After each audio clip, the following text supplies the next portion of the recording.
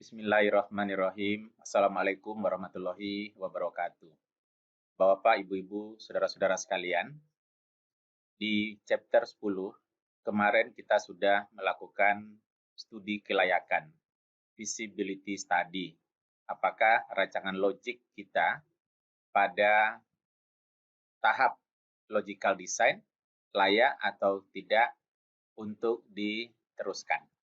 Kita asumsikan di akhir chapter 10 kemarin bahwa logical design yang kita buat itu adalah layak.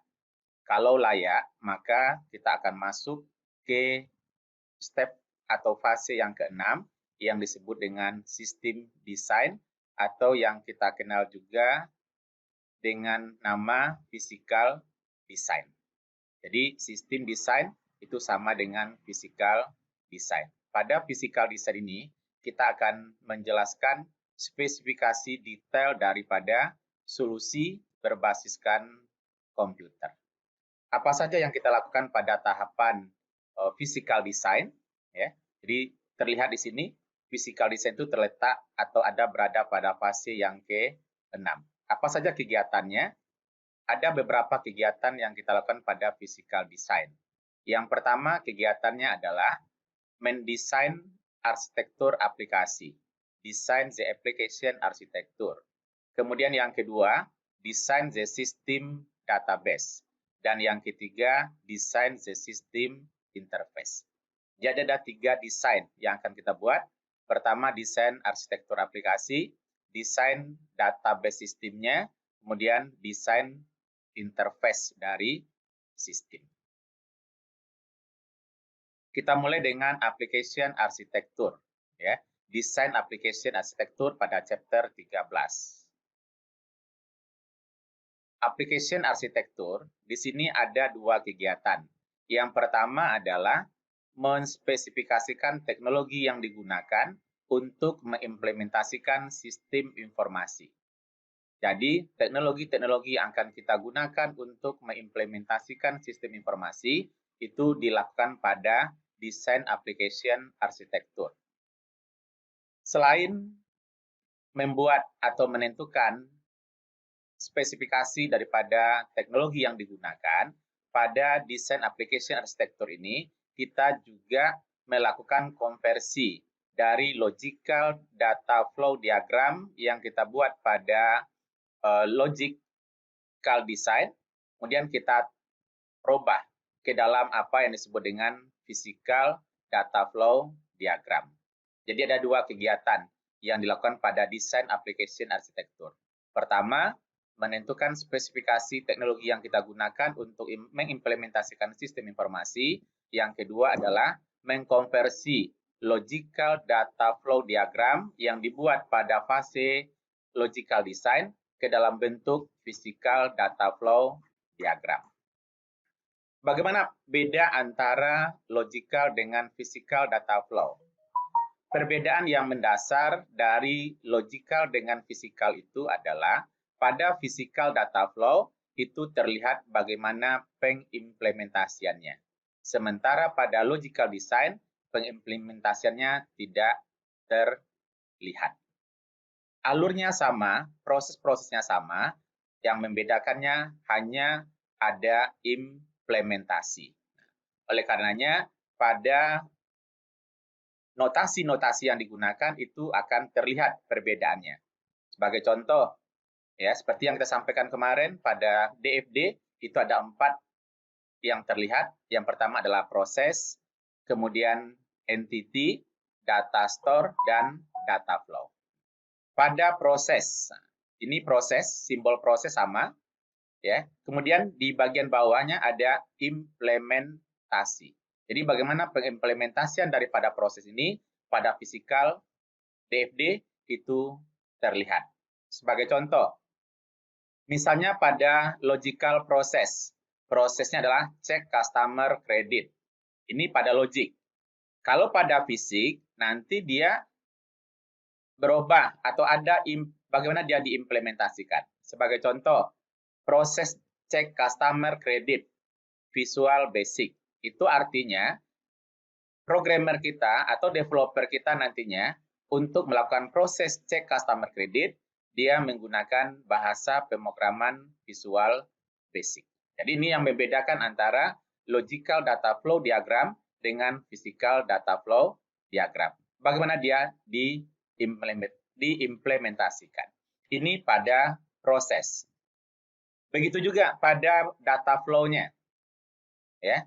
Pada data flow, ini adalah bentuk penggambaran data flow pada fisikal. Implementation method titik 2 data flow name atau data flow name dalam kurung implementation method. Nah, saudara nanti boleh pilih salah satu. Mau pakai yang implementation method titik 2 data flow name atau data flow name dalam kurung implementation method. Sebagai contoh, pada logical data flow, nama data flow-nya order. Ya, ini pada logical, order. Nah, pada physical data flow, HTML order form. Maka nanti untuk membuat order form, bahasa pemrograman yang dipakainya adalah HTML. Jadi ini beda pada data flow untuk physical. Begitu juga untuk data store. Ini adalah data store untuk physical design. Implementation method titik 2 data store name atau data store name dalam kurung implementation method. Boleh pilih salah satu mana yang saudara mau pakai. Jadi ini adalah simbol yang standar untuk physical design yang digunakan untuk menggambarkan penyimpanan data atau data store. Sebagai contoh, pada logical data flow, data store-nya marketing. Ya. Kemudian pada physical sebagai contoh SQL Server, marketing DB. Oleh karenanya nanti penyimpanan data untuk database marketing di BMS yang dipakainya adalah SQL Server. Sehingga nanti developer kita, database administrator kita, kalau dia mau menyimpan database marketing, dia akan menggunakan di BMS SQL Server. Itu untuk desain application arsitektur, di mana tadi ada dua kegiatan, menentukan atau menspesifikasikan teknologi yang digunakan untuk pengimplementasian sistem informasi dan merubah dari logical data flow menjadi physical data flow, yang mana aliran datanya prosesnya sama seperti logical design, logical data flow diagram, namun bedanya pada physical itu terlihat bagaimana pengimplementasiannya, baik pada proses data flow maupun pada data store. Kemudian kegiatan yang dilakukan juga pada physical design tersebut adalah database design, di mana di dalam database design ini mengkonversi, merubah dari logical ERD ke physical ERD. ERD sudah kita jelaskan di chapter 8. ERD yang kita buat pada chapter 8 itu disebut dengan logical ERD. Sementara pada physical, logical ERD yang sudah kita buat sebelumnya, kita robah ke dalam bentuk physical entity relationship diagram. Sebagai contoh, logical ERD kita, satu orang customer bisa melakukan 0, 1, atau banyak order.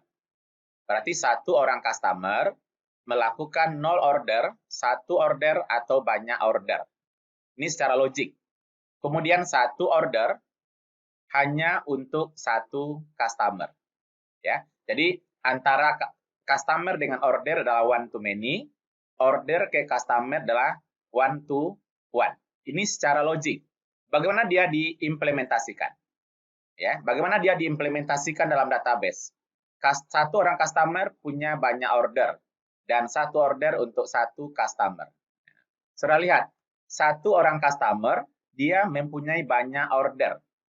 Satu orang customer mempunyai banyak order. Jadi customer dengan order one to many. Nah, lihat di sini. Customer number 112. Ya. Customer number 10112. Dia mempunyai order 633 dan 635. Berarti secara fisik di dalam database harus sama dengan yang logik.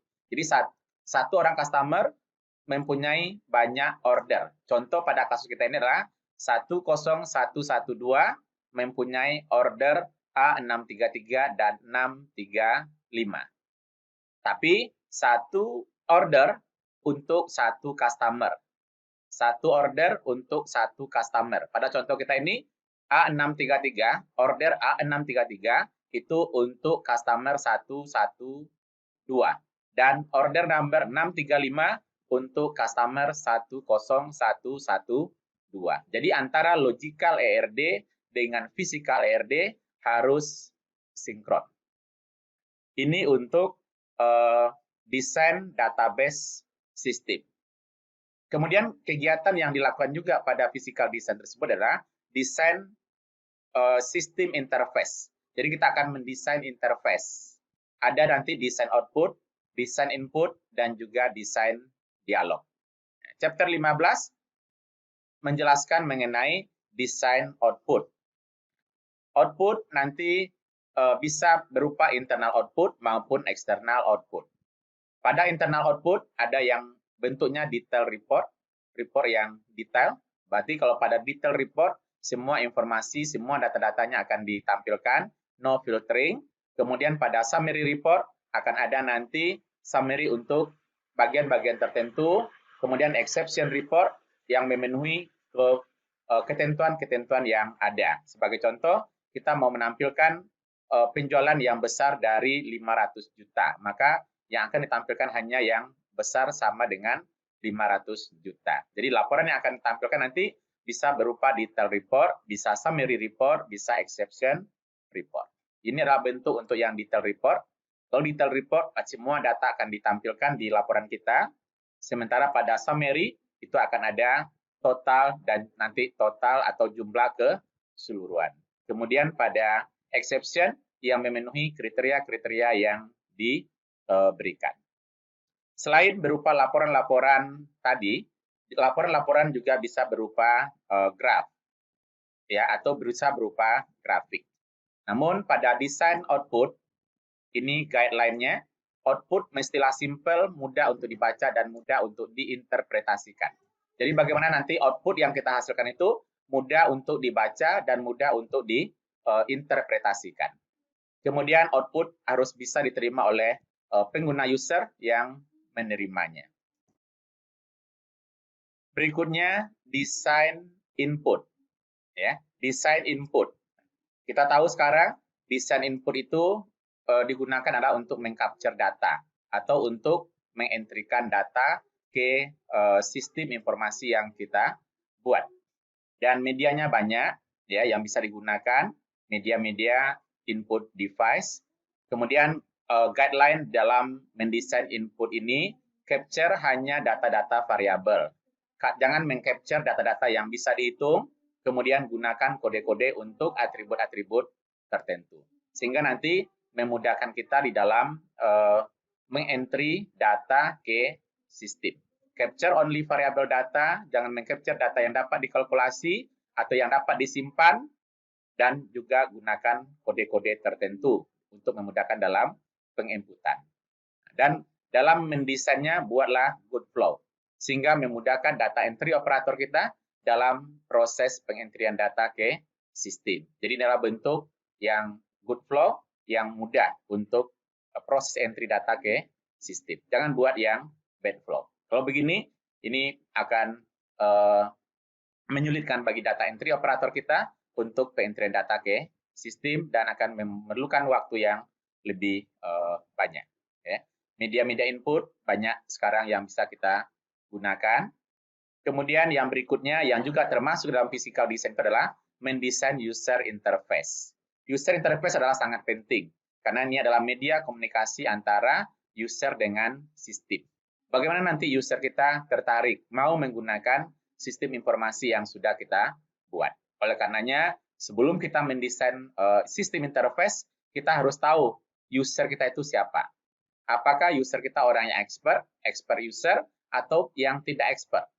Expert user berarti dia memang sudah familiar dan sudah punya experience dengan menggunakan teknologi komputer. Tapi ada juga user kita itu yang tidak familiar atau yang pengalamannya pemahamannya kurang. Oleh karenanya kita harus membedakan, harus tahu nanti apakah user kita termasuk expert atau yang kurang expert. Kemudian ini dalam membuat interface, ya tahapannya, pahami siapa user kita dan apa tugasnya. Jadi kita harus paham siapa user kita dan apa tugasnya. Kemudian libatkan user dalam pembuatan user interface. Kita tidak bisa mengabaikan user. User harus dilibatkan, mulai dari mempelajari masalah, mengumpulkan keperluan, sampai membuat interface, user pun harus dilibatkan. Kemudian uji sistem dengan aktual user. Ya, uji sampai user kita itu paham, tahu cara menggunakan sistem. Kemudian praktekkan secara berulang-ulang sehingga user kita paham bagaimana sistem informasi itu digunakan.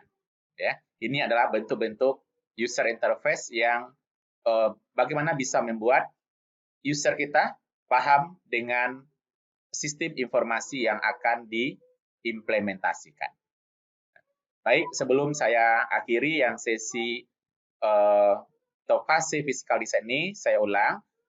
Fase physical design itu ada 3 tahapan yang dilakukan. Pertama adalah desain application arsitektur. Pada desain application arsitektur, kegiatan kita adalah menspesifikasikan teknologi-teknologi apa yang kita gunakan di dalam mengimplementasikan sistem. Kemudian yang kedua tahapannya adalah merubah, mengkonversi dari logical DFD ke physical DFD. Prosesnya sama, alur datanya sama, yang membedakannya hanya pada physical design, proses bagaimana dia diimplementasikan itu terlihat. Kemudian yang kedua yang dilakukan pada physical design adalah mendesain sistem database. Dan yang ketiga adalah mendesain sistem interface. Interface mencakup desain output, desain input, dan juga desain interface. Demikian penjelasan mengenai physical design pada chapter 12 sampai dengan chapter 17.